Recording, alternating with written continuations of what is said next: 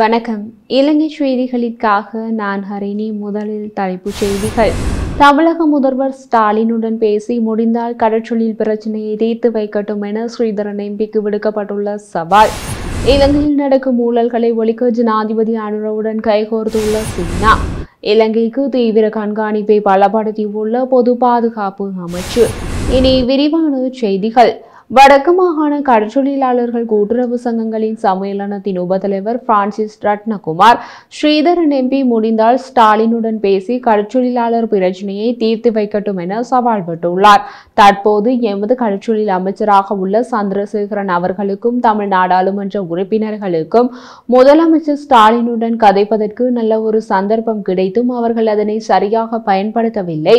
கிளிநொச்சி மாவட்ட நாடாளுமன்ற உறுப்பினர் ஒருவர் அங்கிருந்த போதே இலங்கை கடற்றொழிலாளர்களின் பிரச்சினைகளை முதலமைச்சரிடம் எடுத்து கூறாமல் இங்கு வந்த பின்னர் முதலமைச்சருடன் பேசுவதற்கு நேரம் ஒதுக்கி தருமாறும் கதைக்க போவதாகவும் கூறுகின்றார்.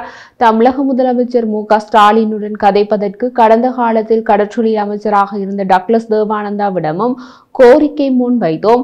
அப்போது அவர் ஸ்டாலின் மற்றும் கனிமொழி ஆகியோரிடம் இது குறித்து பேசியிருந்தார். எமக்கான நேரம் வழங்கப்படவில்லை. அப்படி எமக்கு நேரம் வழங்கப்பட்டிருந்தால் நாங்கள் எமது பிரச்சினைகளை நேரடியாகவே எடுத்து கூறியிருப்போம் என அவர் கூறியுள்ளார். இவருக்கு நேரம் ஒதுக்கி தராதவர்கள் அழைத்தவுடன் இந்தியாவுக்கு ஏன் ஓடோடி சென்றார்கள் என்று கேட்க வேண்டியவர்கள் இவருக்கு வாக்களித்த மக்கள்தான். கொழும்பு கோட்டை கிரீஸ் டிரான்ஸ்போர்ட் சதுக்கத்தில் 4.3 ஏக்கர் நிலத்தை குத்தகைக்கு வழங்குவதில் 70 மில்லியன் ரூபாய் மோசடி செய்யப்பட்டுள்ளதாக நாமல் ராஜபக்ஷவுக்கு எதிராக கொழும்பு கோட்டை நீதிமன்றில் வழக்கொன்று பதிவு செய்யப்பட்டுள்ளது.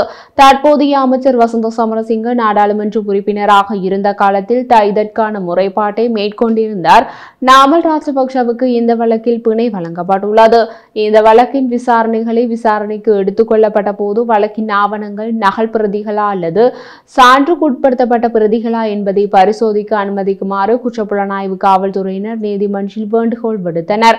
அதற்கு அனுமதி அளித்த கோட்டை மஜிஸ்ட்ரேட் நீதவான் நீதிமன்ற பதிப்பாளரிடம் உள்ள ஆவணங்களை பார்வையிட குற்றப்புலனாய்வு திணைக்கள காவல்துறையினருக்கு அனுமதி வழங்கியுள்ளார். வன்னி மாவட்ட நாடாளுமன்ற உறுப்பினர் செல்வம் அடைக்கலநாதன் மன்னார் நீதிமன்றத்திற்கு முன்னால் இடம்பெற்ற துப்பாக்கிச்சூட்டு சம்பவத்திற்கு எதிராக போலீசார் முழு பொறுப்பையும் ஏற்க வேண்டும் என சுட்டிக்காட்டியுள்ளார். அவர் மேலும் தெரிவித்த போது மன்னார் நீதிமன்றத்திற்கு முன் நடைபெற்ற துப்பாக்கி பிரயோகம் உண்மையிலேயே கண்டிக்கத்தக்க ஒரு விடயமாகும். இந்த மிலேச்சத்தனமான செயலுக்கு மன்னாரில் உள்ள போலீசார் முழு பொறுப்பையும் எடுக்க வேண்டும். இந்த விடயத்தை கடந்த அரசாங்கத்தில் மக்கள் பாதுகாப்பு தொடர்பாளர் அமைச்சரோடு நான் நேரடியாக பேசியிருந்தேன். துப்பாக்கி பாவிக்கப்பட்டுள்ளது. முன்னர் AK-47 துப்பாக்கி பாவிக்கப்பட்டுள்ளது. மன்னார் போலீசாருடைய மெத்தன போக்கு இதில் அடங்கி இருக்கிறது. மன்னார் நீதிமன்றத்திற்கு முன் இந்த படுகொலை நடைபெற்றிருக்கிறது. ஆகவே இது கண்டிக்கத்தக்கது. இதை நான் ஜனாதிபதியினது கவனத்திற்கும் நாடாளுமன்ற கவனத்திற்கும் முக்கியமான விடயமாக கொண்டு வரவுள்ளேன். ஏனென்றால் இது தொடர்ச்சியாக நடைபெறுகிற விடயமாக இருக்கிறது என்று கூறியுள்ளார். ஐக்கிய தேசிய கட்சியின் முன்னாள் நாடாளுமன்ற உறுப்பினர் சமன் ரத்னபரிய இலங்கைக்கு வருகை தந்த 30 கப்பல்களை திருப்பி அனுப்பியதன் மூலம் நாட்டுக்கு பாரிய அளவில் நட்டம் ஏற்படுகின்றது என சுட்டிக்காட்டியுள்ளார்.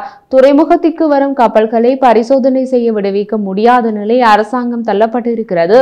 அந்த விடயத்திற்கு பொறுப்பான பிரதி அமைச்சர் துறைமுக நிலையை கண்காணிக்க வந்த போது கொழும்பு துறைமுகத்திற்கு வந்த 30 கப்பல்கள் திருப்பி அனுப்பப்பட்டதாக சிரித்துக் கொண்டே தெரிவித்தார். ஆனால் 30 கப்பல்களை திருப்பி அனுப்பியதன் மூலம் நாட்டுக்கு பாரிய அளவில் நட்டம் ஏற்படுகின்றது. இந்த பிரச்சினைக்கு தீர்வு காண ஜனாதிபதி துறைமுக அதிகாரிகள் மற்றும் சுங்க திணைக்கள அதிகாரிகளை சந்தித்து துறைமுக ஊழியர்கள் 24 மணி நேர வேலை நிறுத்தம் செய்து பிரச்சினையை தீர்க்க நடவடிக்கை எடுத்திருப்பதாக அமைச்சர் தெரிவித்தார். இந்த கலந்துரையாடல் இடம்பெற்று ஒரு வார காலம் கடந்துள்ள நிலையில் இன்னும் இந்த பிரச்சினைக்கு தீர்வு காண அரசாங்கத்தினால் முடியாமல் போயுள்ளது என கூறியுள்ளார். சீனா இலங்கையை ஊழலிலிருந்து விடுவிப்பதற்கும் பொருளாதார வளர்ச்சிக்கும் இலங்கை அரசாங்கம் எடுக்கும் முயற்சிகளுக்கும் முழு ஆதரவையும் அந்நாட்டு பிரதமர் லீ கியாங் ஆதரவு தெரிவித்து பச்சை கொடி காட்டியுள்ளார். பிரதமர் லீ ஜனாதிபதி அனுரகுமாரவிடம் ஊழல் இல்லாத தேசத்தை கட்டியெழுப்புவதற்கான இலங்கை அரசின் தொடர்ச்சியான முயற்சிகளுக்கு ஆதரவளிப்பதாக பிரதமர் உறுதிப்படுத்தினார்.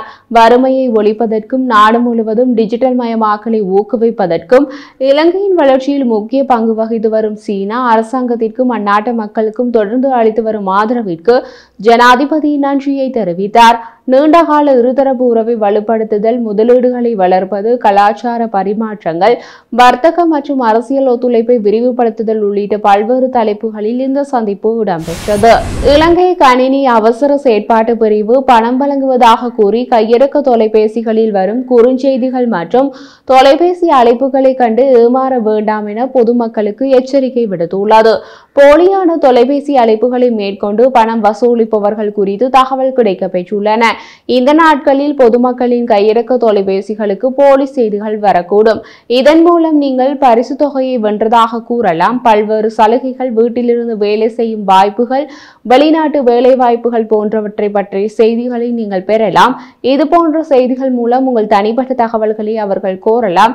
எனவே பொதுமக்கள் தமது தனிப்பட்ட தகவல்களை அவர்களுக்கு வழங்க வேண்டாம் என்று எச்சரித்துள்ளனர். இலங்கையில் பல ஆண்டுகளாக ஆட்சி புரிந்த ராஜபக்ஷ குடும்பத்தினர் இப்போது வரிசையாக விசாரணைகளில் சிக்குகிறார்கள்.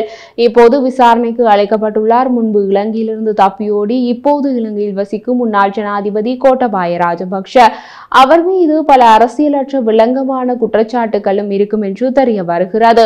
முக்கியமான ஊடகவியலாளர் கொலைகள் மற்றும் வெள்ளவ நாள்கடத்தல் தொடர்பான குற்றச்சாட்டுகள் இருக்கலாம். முன்னாள் ஜனாதிபதி கோட்டபாய ராஜபக்ஷ இன்று காலை குற்றப்புலனாய்வு உளவுத்துறை திணைக்களத்திற்கு அழைக்கப்பட்டுள்ளார். தற்போதைய விசாரணை அவருக்கு வரம்பு மீறிய சொத்துக்களை பற்றிய புகாரின் அடிப்படையிலான விசாரணை. வேறு விசாரணைகள் தொடரும் என்று கூறப்பட்டுள்ளது. சட்டவிரோத குடியேற்றவாசிகள் நாட்டிற்குள் பிரவேசிப்பதை தடுக்கும் விதத்தில் இலங்கை கடற்படையினர் தீவிர கண்காணிப்பில் ஈடுபடுத்தப்பட்டுள்ளதாக பொது பாதுகாப்பு அமைச்சு தெரிவித்துள்ளது.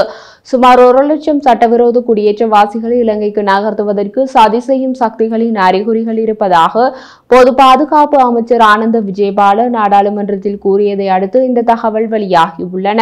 அண்மையில் 100க்கும் மேற்பட்ட ரோஹிங்யா புகலிட கோரிக்கையாளர்கள் இலங்கைக்கு வருகை தந்ததை அடுத்து எதிர்வரும் நாட்களில் சுமார் 1 லட்சம் சட்டவிரோத குடியேற்றவாசிகளை நாட்டிற்குள் கடத்தும் திட்டம் இருப்பதாக உளவுத்துறை அமைப்புகள் வெளிப்படுத்தியுள்ளதாக அவர் தெரிவித்தார். ஊடகங்களிடம் பேசிய போது பொது பாதுகாப்பு அமைச்சர் நாட்டுக்கு சட்டவிரோதமாக குடியேறுபவர்களின் வருகை பல்வேறு சிக்கல்களையும் தேவையற்ற சமூக பிரச்சினைகளையும் ஏற்படுத்துவதாக தெரிவித்தார். அவர் மேலும் தெரிவித்த போது இதுபோன்ற சம்பவங்கள் நடைபெறாமல் தடுக்க கடற்படையினர் உஷாராக உள்ளனர் என்றார். ரோஹிங்யா அகதிகள் விவகாரம் தொடர்பில் கருத்து தெரிவித்த விஜயபால, தற்போது அதனை மனித கடத்தல் என அடையாளப்படுத்தியுள்ளோம். யாராவது பிரச்சாரங்களை மேற்கொண்டு வேறு நாட்டுக்கு ஆட்களை கொண்டு சென்றால் அது மனித கடத்தல் தான். இலங்கையில் சில கட்சியின் ஆதரவின்றி அது எப்படி நடக்கும் என்ற கேள்வி எழுந்துள்ளது. தற்போது அந்த கோணத்தில் விசாரணை நடத்தி வருகிறோம் என்றார். கடந்த ஆண்டு டிசம்பர் 19ஆம் தேதி காலை 100க்கும் மேற்பட்ட ரோஹிங்யா புகலிட கோரிக்கையாளர்களை ஏற்றி சென்ற பல நாள் இழுவை படகு முல்லைத்தீவில் முள்ளிவாய்க்கால் கரையை நோக்கி சென்றது. அவர்கள் தற்போது தடுப்பு மையங்களில் தடுத்து வைக்கப்பட்டுள்ளனர். அவர்களுக்கு உணவு மற்றும் பிற வசதிகள் அரசாங்கத்தால் வழங்கப்படுகின்றன.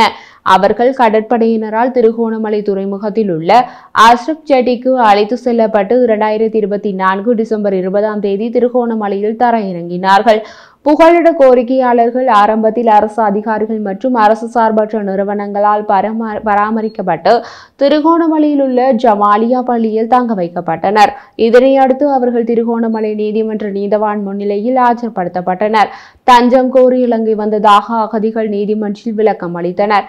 அவர்கள் தற்போது பல மையங்களில் தடுத்து வைக்கப்பட்டுள்ளனர். சில உள்ளூர் அரசியல்வாதிகள் மற்றும் உரிமை ஆர்வலர்கள் அவர்களை தங்கள் சொந்த நாட்டுக்கு திருப்பி அனுப்ப வேண்டாம் என்று அரசாங்கத்திடம் கோரிக்கை விடுத்துள்ளனர்.